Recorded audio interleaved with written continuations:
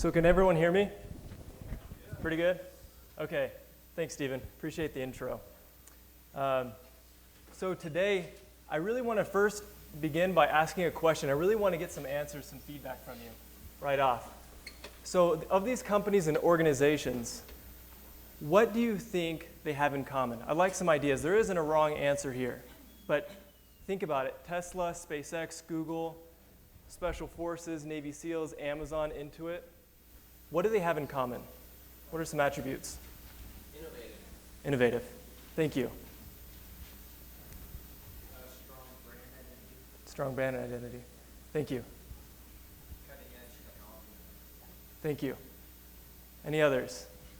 Take one more, and then culture.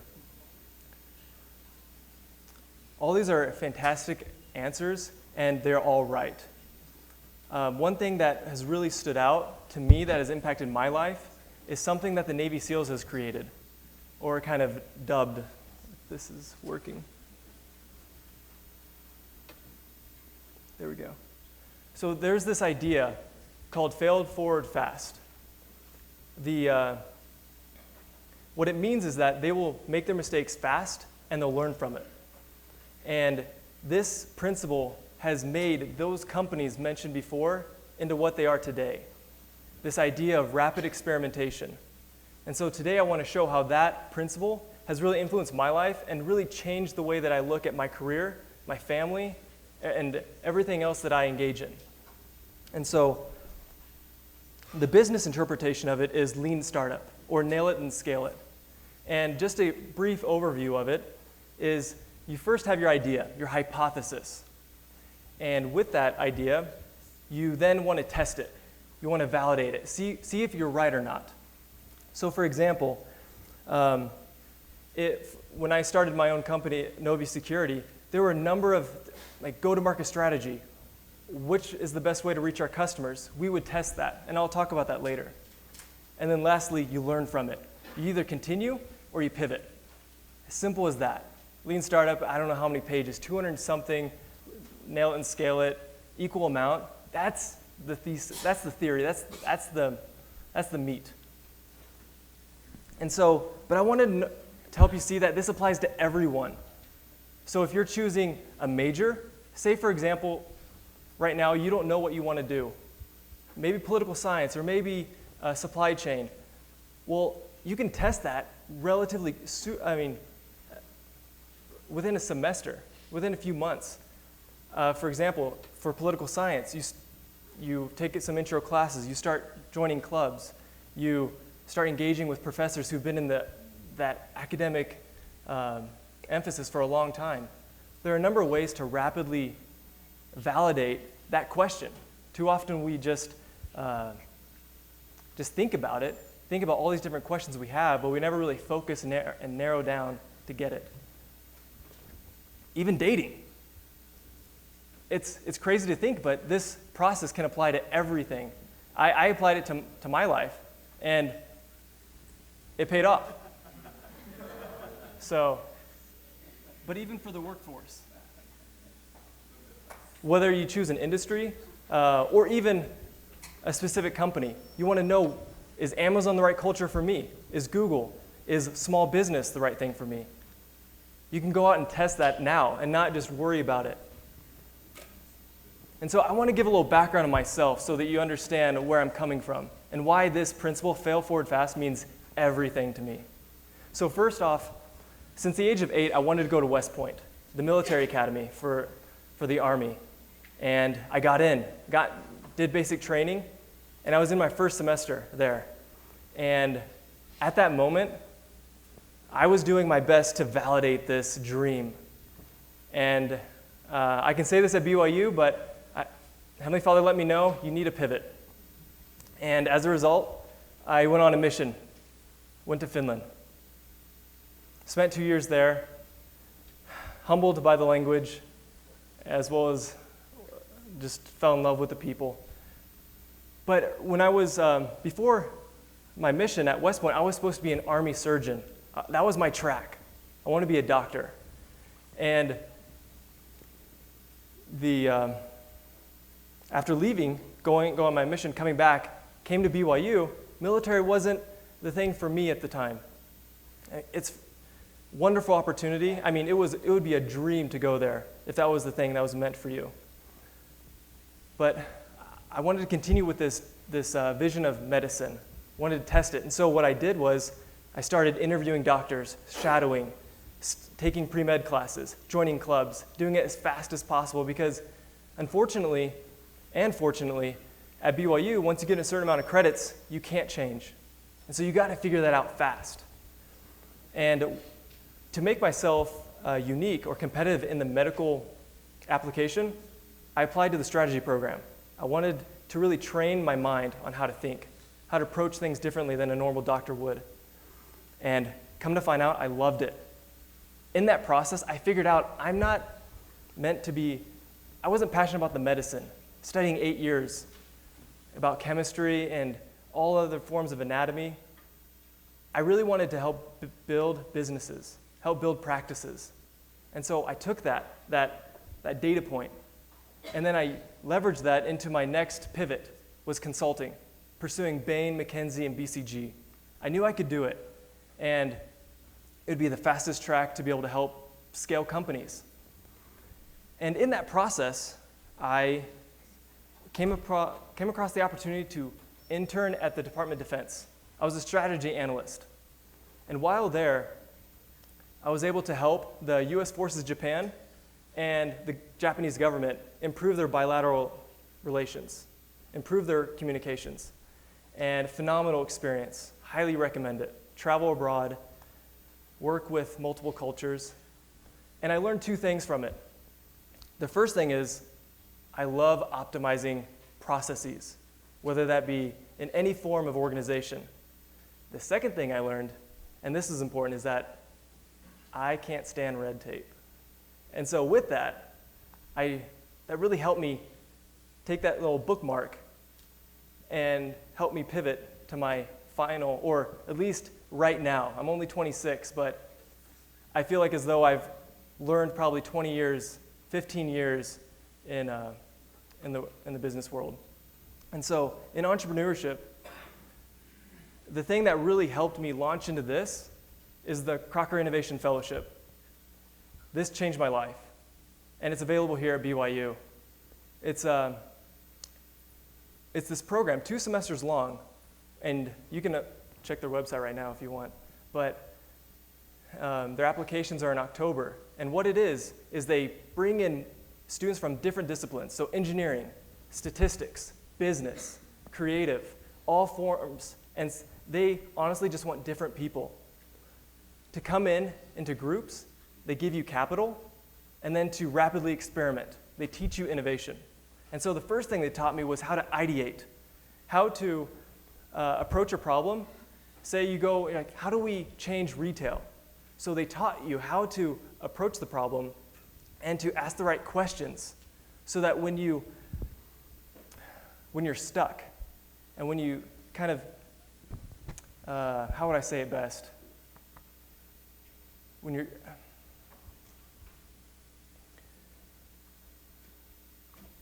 What is that called when you're stuck in a rut and you can't think of another way to do it? That's what I'm trying to say.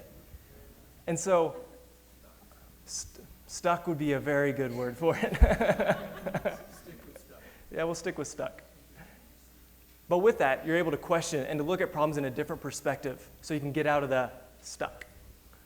And then, one of the best skills that they teach you is how to validate business models. I know in this class, you've already been given the business canvas. What an amazing template.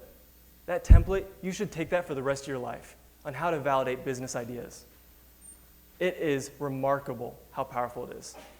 And yet, I still see uber successful businessmen who've sold 4 or 5 companies still use it and still reference it.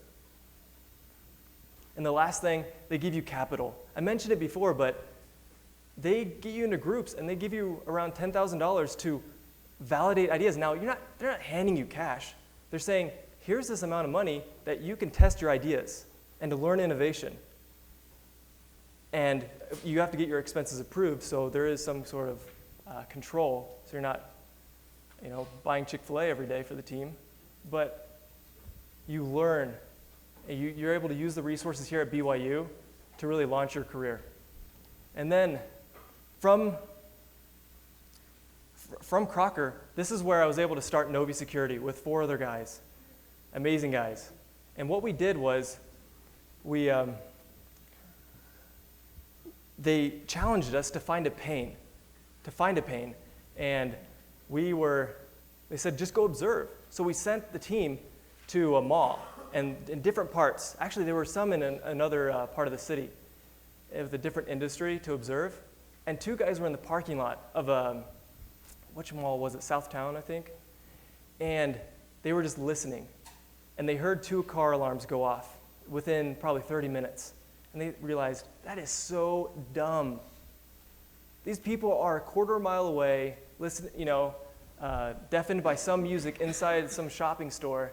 They will never hear this. And so we took that idea, and we started interviewing people, went door to door in this renter neighborhood. And as we're asking people, would car security, something that's integrated to your smartphone, be something you'd be interested in? And they said, no, not really. I would prefer home security. I'm a renter. There's nothing for me.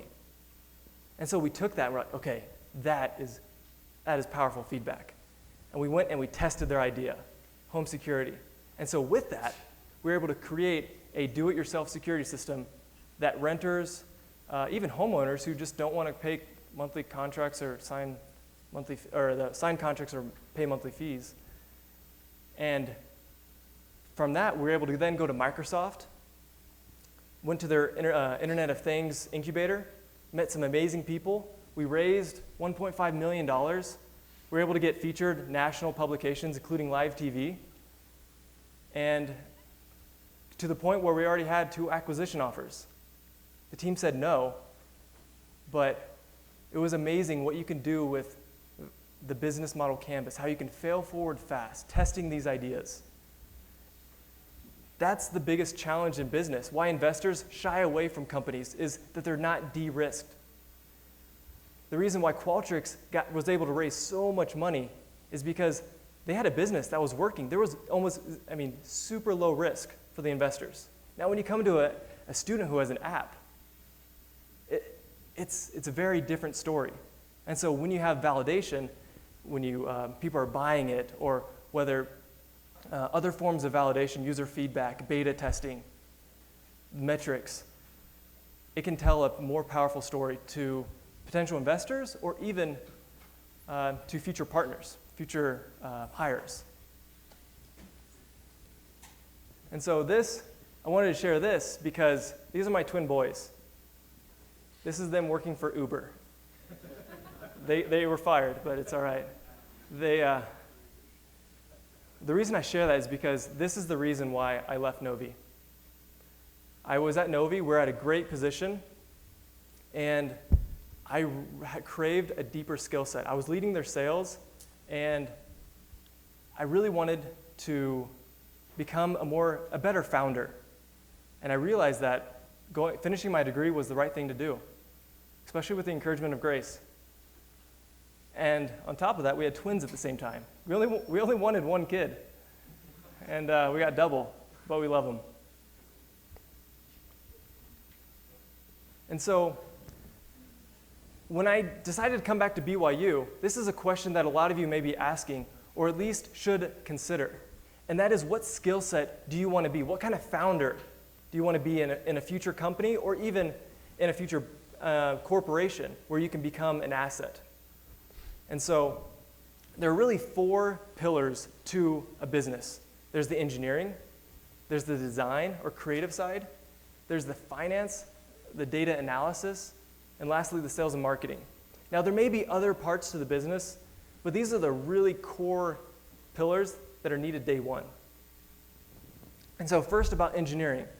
And the reason why I want to talk about engineering in this business environment is that as we become more tech dependent, we need entrepreneurs who understand technology. And there are a ton of tools to do that. I remember working at Novi, working with some of the engineers and needing to communicate some of the needs we need in the app or in the back end. And to be able to say it in their language so there's zero confusion saves a ton of money, a ton. And so really two elements to engineering. There's the hardware and the software. I know that we can go into, there's the civil engineering, I'm talking tech right now, the main components. And tools that you can start learning some of this stuff. I mean, there's simple online sources like Code Academy, Team Treehouse. There's Dev Mountain, do a more intense boot camp. But there's also nano degrees on udacity.com. Those are amazing. I would highly recommend checking those out. If I could do this all over again, I would have done one of those nano degrees way before until when I start one next year for fun. And here's an example of some of them that they offer. These are created by, like say, AT&T, Google, the people who want to hire these jobs. There's a shortage, and they've created these online courses for you. And so you can become a full stack developer, data analyst, even to the point where they have one for self-driving car engineer. Now, I'm not saying you can do that in 9 months. No, there are plenty of prerequisites, but the opportunity is there. And so with business moving so quickly, there are resources for you to adapt at the same pace. Yeah? I was told I could interrupt. I just had a thought too. I know that sometimes you can feel stuck in the major that you've chosen. Hopefully none of you feel that way, but I know a lot of my friends did feel that way, especially with the credit requirement for changing majors now. And so taking online courses is a really good way to pivot when you feel stuck. And it's not something that needs to take up every single hour of your day. Online courses, especially these Udacity courses, these nano degrees, and also Dev Mountain, they're great ways for you to gain new skills without having to change a major and add 3 years. Does that make sense? So.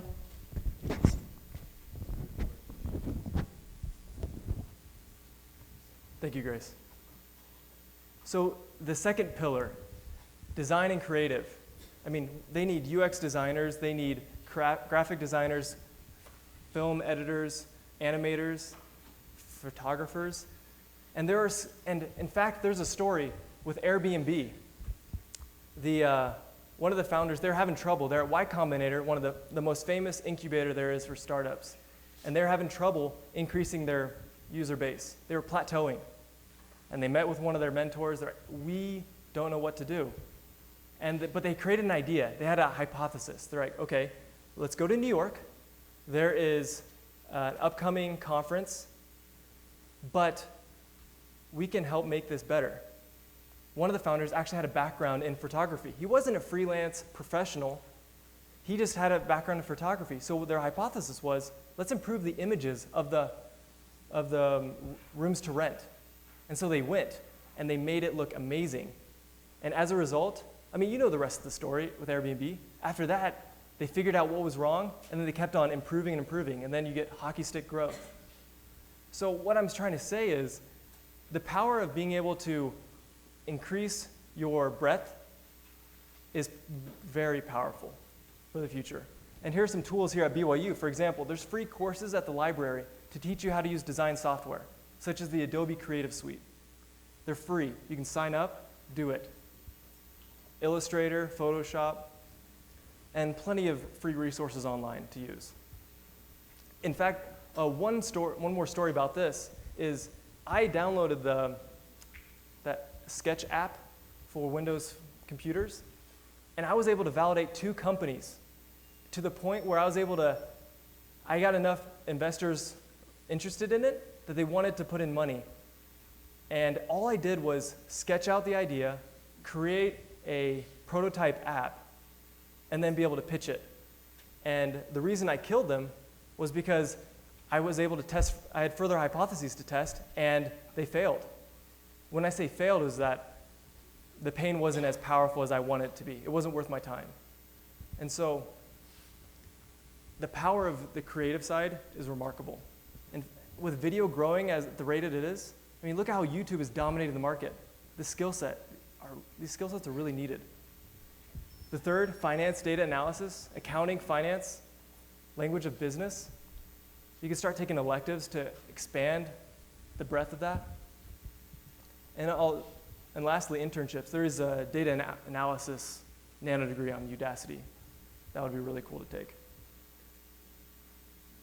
So the fourth one, this is the one that I've been focusing on tremendously. And this is a framework given by 500 startups called the R funnel. And if you don't get it, just look at the AARRR. It's in bold. So 500 startups is another incubator. So if you were to rank the top ones, they're probably top 10. Y Combinator being number 1. Techstars, like 2 to 4.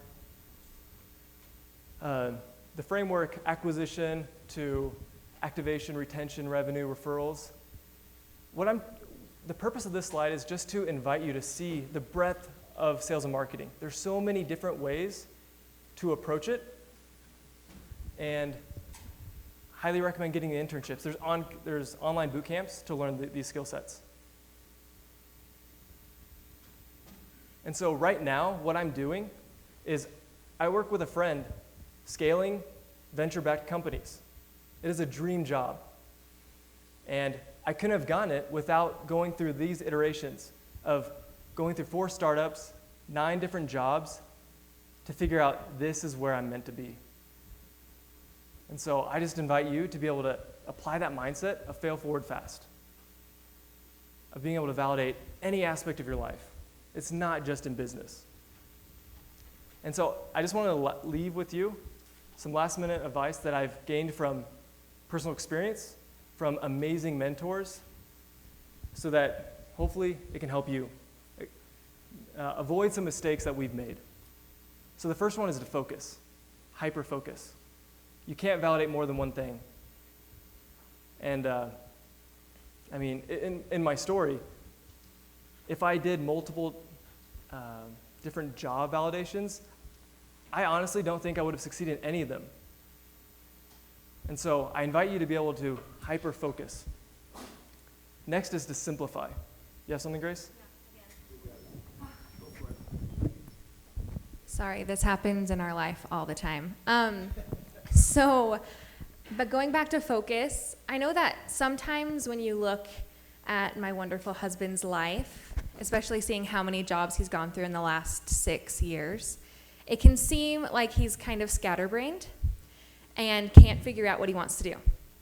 And that can seem like he's an unfocused person, but that's so far from the truth. The truth is that as he fail forwards fast, he focuses entirely on one thing and figures it out and decides, is this thing right for me? And in that process of validating that focused intent that he's giving to that part of his life, he's able to realize super quickly, that wasn't right for me. And in a couple of months, pivot, and then pivot again a year later.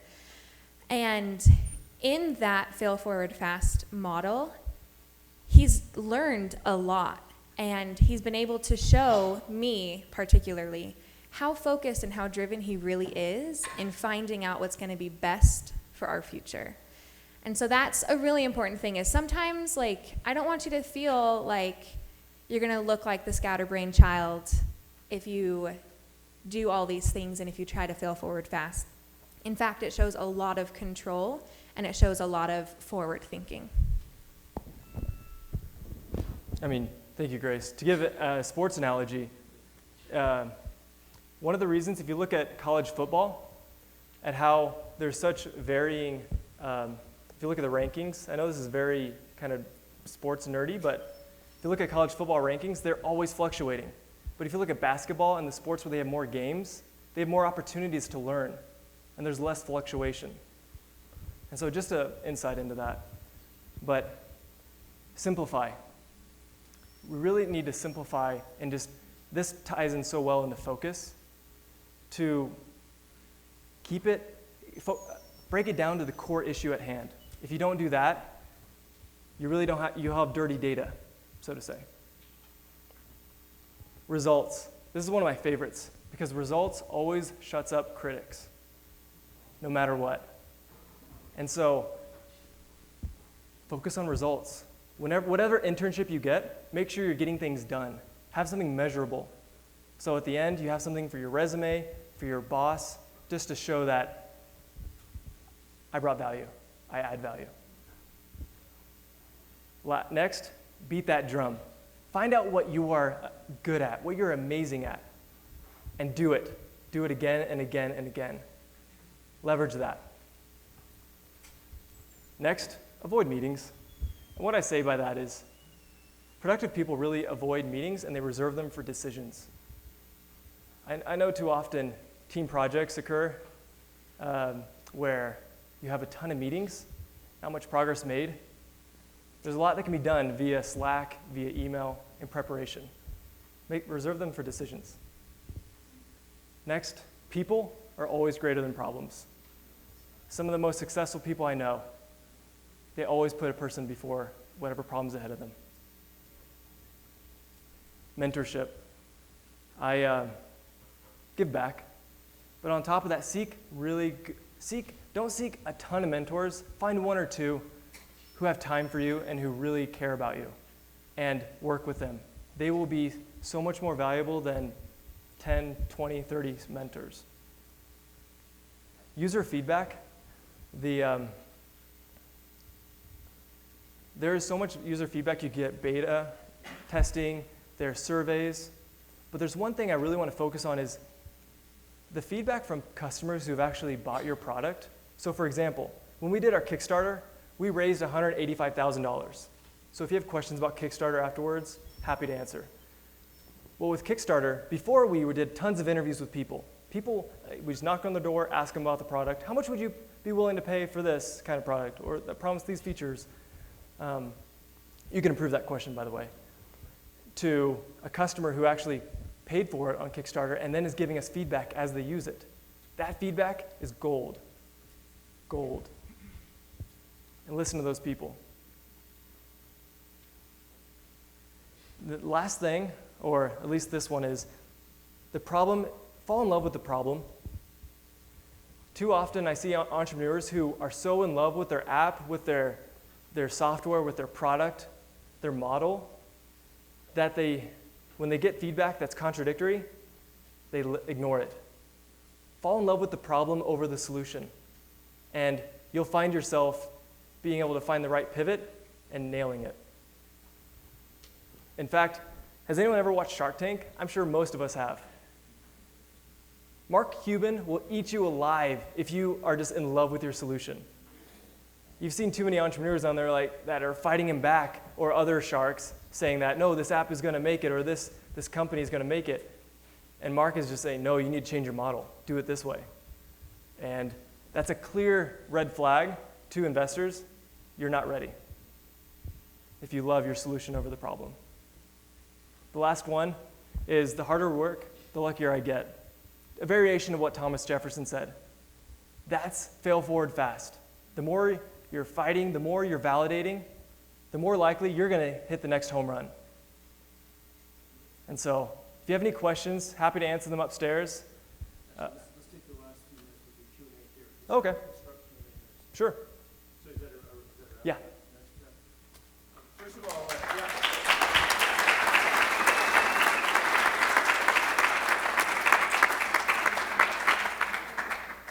Great job. That's one of the best presentations I've seen. That was just absolutely fantastic, especially directed at the audience here.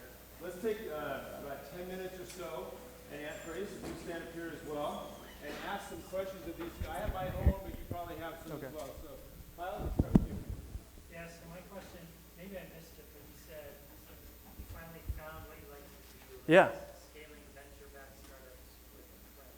Yeah. Can you elaborate on more on what that is? Yeah, sure. So my friend has this marketing agency that he is so good at what he does. Has anyone heard of Outlet? Okay, he helped scale them from 30,000 to $1 million per month. This guy was very good. And we worked together at Freshly Picked, and he brought me on. Love working with him. Specifically, they're doing marketing, and AJ is doing email marketing. Yeah. And he's realized that part of email marketing and finding all the data analytics and how to reach customers best, that's what he loves to do in partnership with his friend at this company. Yeah, I mean, you really wouldn't find it, but Stroud Inc., he's phenomenal. STROUD. He because he works with venture-backed companies, and honestly, he has so many companies asking for his help, he doesn't really publish much. He doesn't need to. Grace, could you give a second on your background? I'd Yeah. like to do that. Well, it's probably not what you guys are used to. I graduated with my degree in special education in 2013. I taught special education seminary for 2 years after I graduated and absolutely loved it. And then was planning to continue to work when we thought we were pregnant with 1 child. And then when we found out it was 2 and I was put on bed rest and all that craziness, we decided it was best for me to stay home. And that's what I do now. I keep those kids alive, and they're in the terrible 2s, which just happened in the last week. I don't know how to handle them, but I'm using my degree a lot. Behavior modification is real. Yeah, so. that's actually one elective you should consider, human development. Yeah, seriously, that course, oh, so good. So, I got a question. So you were talking about taking online courses to expand your skill set. yeah. For instance, how credible do employers who are looking for interns or new employees, how credible do they see those online courses because they're not coming from university? Yeah, no, that's great. So right now, Udacity, I mean, these are programs, and I'm going to separate that from others. Like there's Dev Mountain, the boot camps that have some form of credibility, but you really need to have more projects under your belt. Now, if you just want a taste of it, there's some great online courses just to help you understand it. But if you really want to major, or like, for example, if you want to become a full stack developer or front end, I would highly recommend checking into Udacity, because these were created by legitimate companies. And in tech, it's really about the projects you do, all the work you have, your portfolio. So if some people rely too much on certified courses to prove themselves, rather they really just need to create a lot of things, create a lot of good things. Does that help? Okay. I would also add that the sources that AJ mentioned, they are seen as credible by companies. There are a lot of online learning suites out there, and a lot of them aren't going to be credible. But these are ones that, in AJ's experience, from meeting with a lot of different companies as well, they say that they're good. Yeah. And also the projects, in addition, is so important. With Udacity and with Dev Mountain, you come out of it with your portfolio, and you're able to show that to your potential employer. So even if they say, I've never heard of Udacity, like that doesn't even matter. You can say, well, through that, I built this, and ha ha. But don't expect like a high salary coming out of any of these small courses, because you still have to prove yourself. Yeah. You still need to prove that value. So there's a question right here, and then. Yeah. Pretty much answered it. Obviously, your list wasn't comprehensive of the online courses. Yeah, it's not. And plus, I didn't mention, but Udemy, I would not endorse that as like an official thing. Okay, I was actually about to ask that. Yeah, don't. That's the exception. That was one that like can give you a taste of some stuff. Yeah. Okay, so you don't recommend it. I recommend as a start, it's cheap, Yeah. to give you test a hypothesis. Is digital marketing for me? Well, what about, Yeah. Google AdWords? I mean, start learning that stuff and see if you can, pull it into a separate venture. And AJ's taken a few Udemy courses in that fail forward fast, like trying to see, do I like this, and realizing halfway through it, oh man, I actually really don't like this. Yeah, or it's outdated or something or whatever. Yeah. Seems like you've done a lot of work in validation. Tell me a little bit more about the specific process that you've seen working in validation. So, for instance, who do you go to first? Who's your best feedback? Which customer do you Yeah. get the most feedback from? And then you talked a lot about getting down to the focused questions. Mhm. A little about how to do Yeah, so really two. Could you go ahead and repeat that question so we can hear it? Yeah, so the question he asked is, help me understand how you get into the validation, the nitty gritty. What's your process, your thought process in getting it? Is that fair? So how I would answer that is there are 2 questions you really need to answer in validation. Who is the customer and where are they? And in that is implied the answer of you already know what their pain point is. And so when you're trying to find the customer, and I'm assuming you're going to be building a for-profit company, you want to make sure that they're willing to pay. And you can even create some sort of mock-up, aardvark testing. I mean, you can find that and nail it and scale it, that process, to test your hypotheses. And who would you take it to first? Who I would take it to first? Yeah. Well, I mean, that just takes, for example, if I were to create a digital marketing agency and say, I want to specialize in paid advertisement, okay, then I'll send something to Keiston so that he can share with you how to validate that process of finding the right industry, the right customer, because that is a tough step, in fact.